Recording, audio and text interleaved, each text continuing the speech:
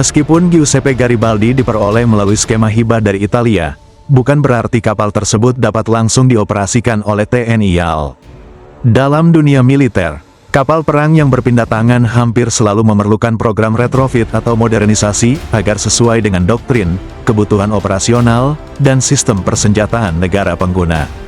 Dari sudut pandang analis militer, tantangan terbesar justru dimulai setelah kapal tiba di Indonesia. TNI AL harus melakukan modernisasi menyeluruh, mulai dari pembaruan sistem tempur, combat management system, radar pengawasan udara dan permukaan, sistem komunikasi yang kompatibel dengan jaringan komando TNI, hingga peningkatan kemampuan peperangan elektronik. Seluruh sistem tersebut harus mampu terintegrasi dengan alutsista yang telah dimiliki Indonesia, sehingga kapal dapat beroperasi secara efektif dalam operasi gabungan. Selain itu, fasilitas penerbangan di atas kapal juga memerlukan penyesuaian. Hanggar, de penerbangan, fasilitas pemeliharaan helikopter, hingga kemungkinan pengoperasian drone maritim harus disesuaikan dengan jenis aset udara yang dimiliki TNI AL.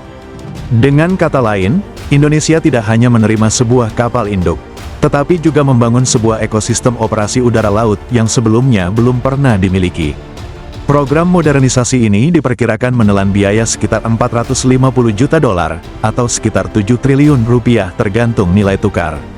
Angka tersebut memang terlihat besar, namun bagi banyak analis pertahanan, biaya tersebut masih jauh lebih rendah dibandingkan membangun kapal induk baru yang dapat menghabiskan dana hingga miliaran dolar Amerika Serikat.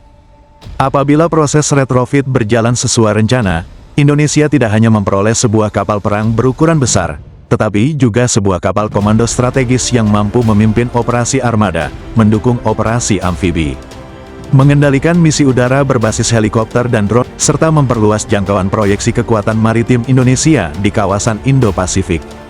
Oleh karena itu, nilai sebenarnya dari program ini bukan terletak pada usia kapalnya, melainkan pada kemampuan baru yang akan dimiliki TNI AL setelah modernisasi selesai dilaksanakan. Akuisisi Giuseppe Garibaldi bukan sekadar penambahan alutsista, tetapi sebuah langkah strategis yang menandai pergeseran kemampuan proyeksi kekuatan laut Indonesia ke level yang lebih tinggi. Dengan program modernisasi yang tepat, kapal ini berpotensi menjadi pusat kendali operasi maritim yang memperkuat kehadiran TNI AL di wilayah perairan luas Indonesia.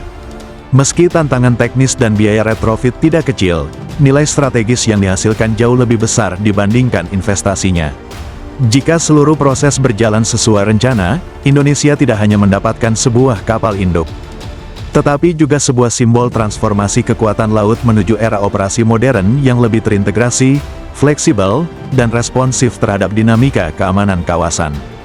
Dengan demikian, Giuseppe Garibaldi dapat menjadi tonggak penting dalam sejarah modernisasi TNI AL, bukan sebagai akhir, tetapi sebagai awal dari kemampuan baru di laut dalam skala yang lebih besar.